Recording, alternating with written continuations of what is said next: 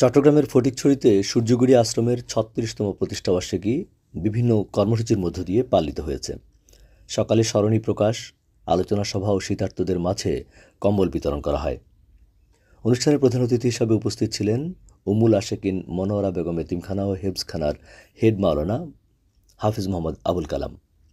টিটু চৌধুরীর সভাপতিত্বে এবং বরুণাচার্য বলাই ও ধীমান দাসের যৌথ সঞ্চালনায় এতে বিশেষ অতিথি ছিলেন মাইজভান্ডারী গাউসিয়া হক কমিটি বাংলাদেশ ফটিকছড়ি জোনের সমন্বয়ক Mohammad Alauddin, doctor Anis Uddin Sohel, Maizbhandari Gausia hoc committee Bangladesh সংযুক্ত আরব আমিরাত রাসুল কায়েমা শাখার সভাপতি ওমর ফারুক, জ্যোতি ফোরামের উপদেষ্টা আবু সাদাত সাইম সুমন, মাওলানা মোহাম্মদ ফারুক, মাস্টার গৌরাঙ্গ দাস ও সূর্যগুড়ি আশ্রমের উপদেষ্টা তরুণ কুমার আচার্য কৃষ্ণ।